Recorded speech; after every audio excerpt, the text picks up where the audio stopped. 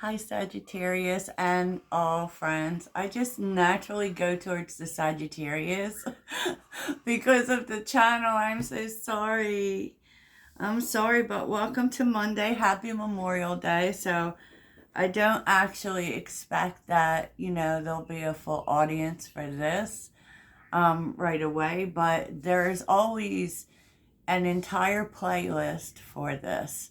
So you can look at my playlist and look at past episodes in which I will talk about different topics that are connected to my experiences. Could be just things I'm coming through with intuitively that I feel like people need to think about. But on Monday's about the work, and I don't expect you can do this anytime. You don't have to do it on Monday. But this is where we do journaling, okay? Because that's my main go to, for sure. And I've been getting a lot of intuitive nudges about nervous system regulation. A big word for something very simply, and this is really about connecting to your body, which, everything is connected for one thing. Your mind, your emotions, your intuition, mind, body, spirit, right? It's all connected. And we see that all the time. And don't mind everything that's going on in my world, it's everywhere. This morning when I did my reading, you got the pleasure of hearing the rain, which I thought that was very soothing. It's almost like having my own sound machine. And as we get into the day, then everyone's doing their grass and what have you, right? I'm sure everyone's barbecuing. I've been hearing the parties going on, but emotional regulation. It's really about listening to your body. So I think we all know a little bit about this. And it's about how our body responds to what is going on in our life. And also, it's really that's what makes spiritual practice so important. Because with spiritual practice, one thing I have to say about it, you have to make the commitment. Like, I guess we would call that spiritual discipline. And sometimes I'm bad at it too, right? But you have to make the commitment. It's almost like, and something that's very effective, is committing to things for a certain period of time, and make a 30-day commitment with yourself that you're going to do this, that, and the other for 30 days every day, right? And, you could write a physical contract out for yourself. We talk all about soul contracts. Well, make one for yourself. You can write out a contract and post it up somewhere around you or on your phone or anything if you feel like that will help you to keep on track. Because I'm going to be honest with you. When, and all of this stuff, like, it's not just about being woo woo, right? It's about, it will keep you good. It will keep your stress manageable. It will induce peace.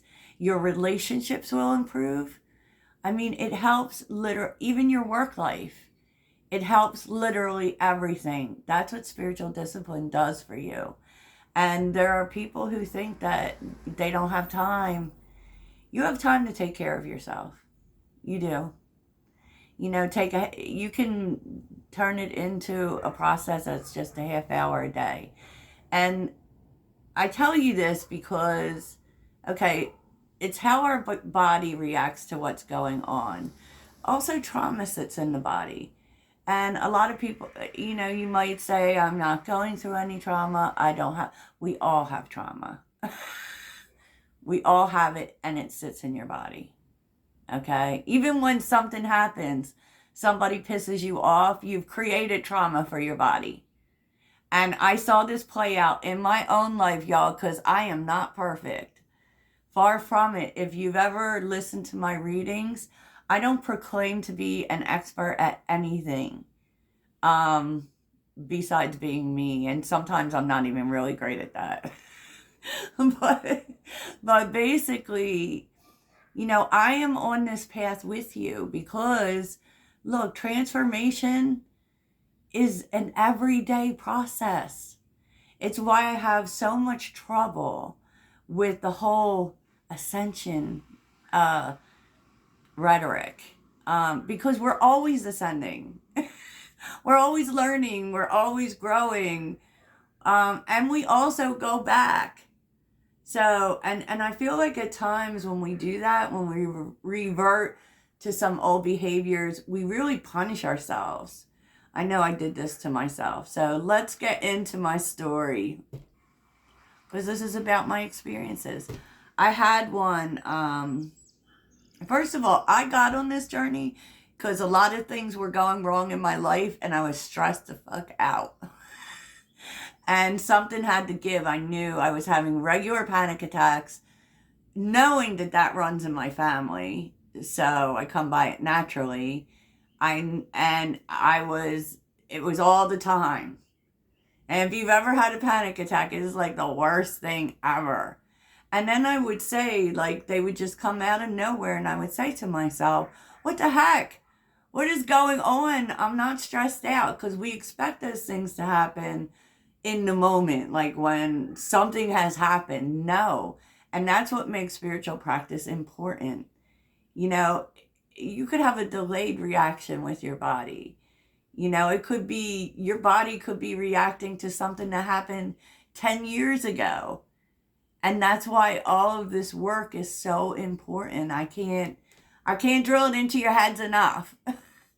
So it is our body's response to things. And it's really important for us to really be in tune with our bodies, to be honest, because they talk to you constantly.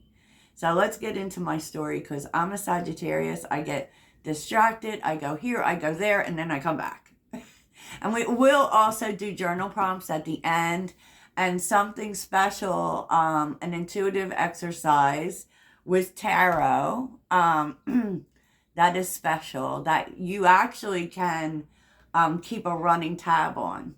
Like you can write about it every day. That's essentially what card of the day is, right? Which I don't do in my readings, but that is essentially what card of the day is. It's where you pull, for those who are reading, who don't do this, you pull a card for yourself, one card. And it's not saying anything about you, but the meaning of the card can resonate with some experiences you have during the course of the day. It could just be an energy you're called to step into. And that's how we're going to deal with it. You're going to become the card. Let's get into it. So, here's what happened. What had happened was I lost myself in a moment, okay? And it happened. So, first off, I have to say that I have a unique life. I have a unique living situation. I have a unique life situation. I kind of always, and it's been going on for a long time. And I live differently. And I live in a way that a lot of people don't understand. Okay, so I'm not going to get into too many details, but to say to you that because I do this work, and because I am empathic on steroids, there are certain ways I have to live. And for a long time, I didn't accept that. I thought I could just be like everyone else, but I cannot. And so it may seem to some people like a very isolated, sheltered life. Because I get this reaction a lot from others that I'm missing something, that I'm missing out on something. And this was what happened to me this weekend. Okay. So that to say, I do spend a lot of time alone. I'm very comfortable alone. I'm very introverted. And I have to have peace in my life. And so I live a certain way. I find that I can't be around groups of people for long periods of time. And so, and I don't go out very much. I go out once in a while, but I don't go out a whole lot. And the things that I enjoy, that I find fun, let's just say people think I'm limiting myself. I don't participate in the dating world. Okay, and let me explain that just a little bit. I think I explained it a little bit the other day. I'm not opposed to dating. I'm not opposed to love. Of course, I, like everyone else, would love to find someone to be in my life. But I am opposed to the current climate. I'm opposed to the childish games. I'm opposed to dating apps specifically. And, I think that social media is a great way to connect with people, but it's also created this false intimacy that I don't find attractive. We've become a a community of people who are engaging in fake relationships, right? So I don't bother with that. I find that the dating apps tend to be, I don't know, there's a lot of dishonesty, a lot of people looking for temporary situations, and I'm not about that either. So, what's the answer? The answer is I enjoy my life. I enjoy my life, and I stay open. I stay open to possibilities. And so, but people draw conclusions, and this is what happened this weekend. I ran into someone who I don't know very well, who doesn't know me very well. We are kind of like, it's a friend of a friend, basically. And all they really know about my life is that I work from home. And they're a friend of my roommate. And so every time they come over, I'm home. And so they have made the assumption that I don't leave the house. So we got into this conversation. We happened to run into each other. And we were talking about a lot of things. And they're a Virgo. Virgos like to kind of tell you how to live. And that was exactly what was happening. Like, this person was telling me what I should do, how I should be out there, because I don't have the same obligations like small children or whatever. I should be out there. I should be out having fun. I should be. And then this turned into, we were having conversations about family, and I was telling her about my mother, and because my mother died of cancer, have I gotten tested for cancer? And this went on and on and on. And I just left it feeling bad, like feeling judged. I know that this person was trying to help, but I left the conversation feeling judged and a little bit feeling bad about myself. Like, and I have really been trying to, one of the things that I've been doing is doing new things, trying to fill my life with more joy, making changes. Um, and I do these things in a small way. you know, I don't do them in a big way. But I felt like this person was judging my life and deciding that I couldn't possibly be happy, right? But once again, people tend to do these things from their own perspective, which comes from their own life, right? I felt like I had to explain myself and convince someone that I was happy. But the bottom line of it is that my life is different from your life, and I don't owe you an explanation, right? What I should have done was left. I should have left the conversation a lot earlier than I did. I didn't. And I internalized it. And then I went home, and here's the thing. My allergies have been bothering me like crazy, right? And so that is what my body is going through. And when we all have these things about our body. Some people, it could be in your belly, it could be anything. Yeah, a tendency towards headaches. And then when something like stressful or traumatic happens, it makes those situations worse. And it's your body's way of telling you to calm down. I didn't take the hint, because what I did was I continued to kind of think about it and think about it and think about it. And then I convinced myself that I couldn't breathe. There was something wrong. So then I ended up on WebMD, which is an old behavior that I do.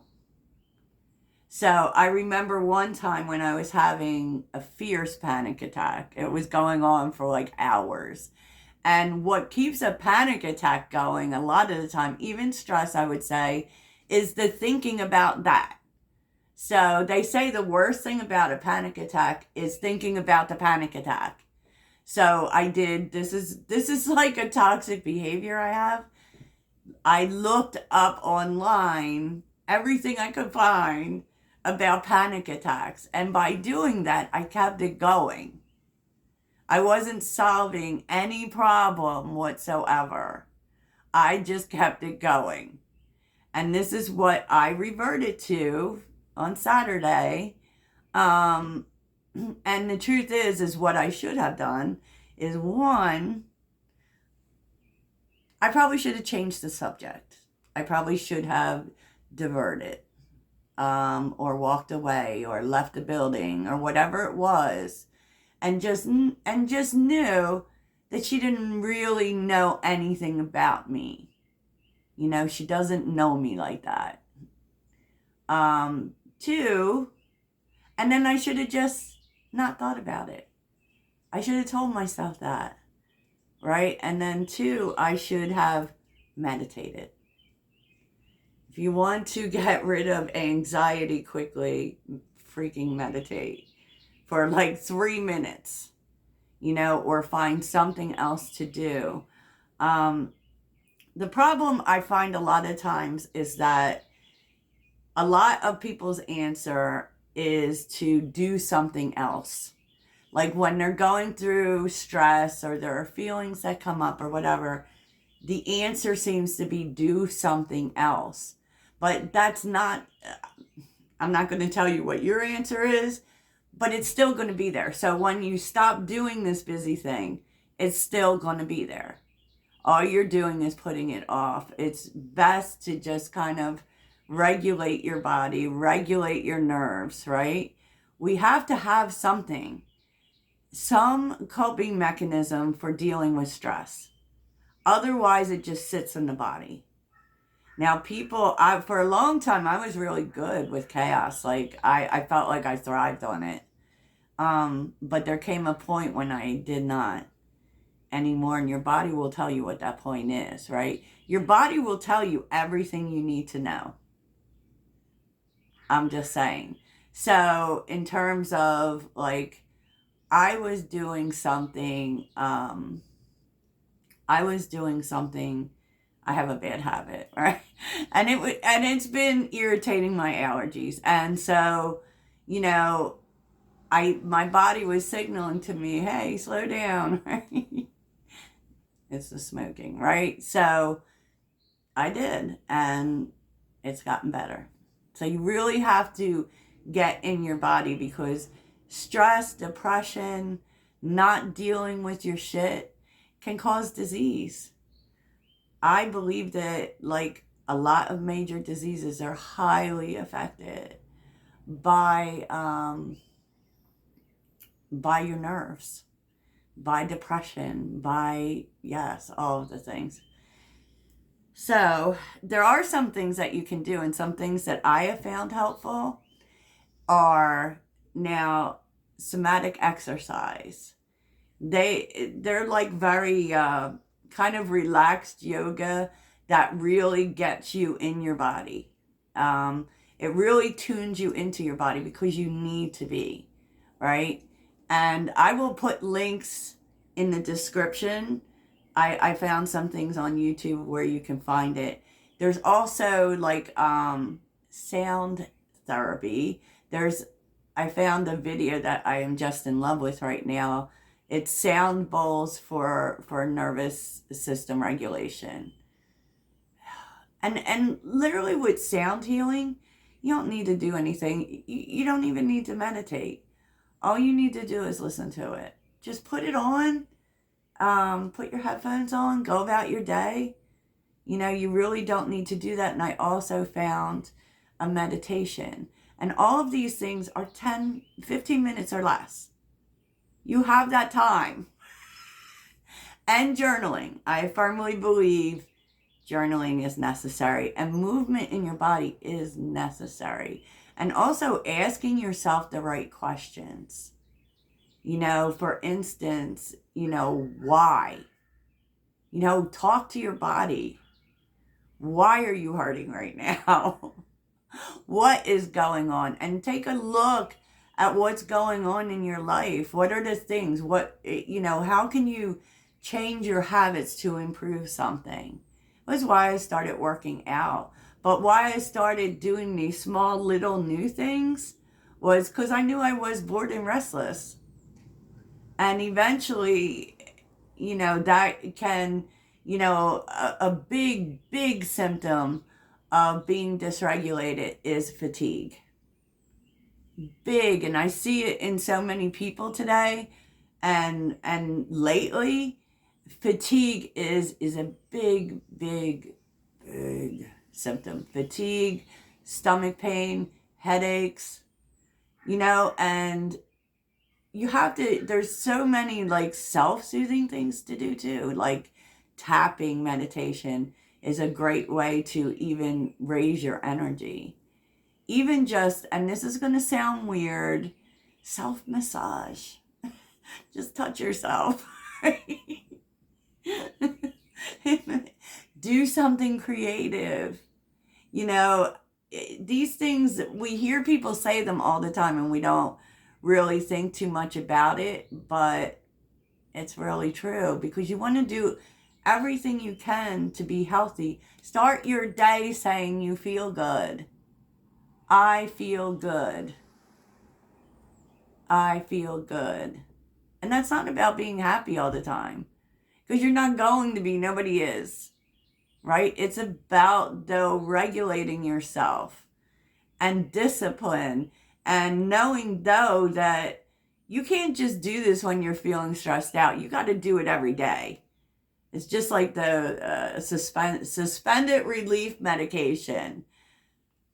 I'm just saying that these are the things you should be doing for yourself, and you should really be listening to your body because your body will tell you.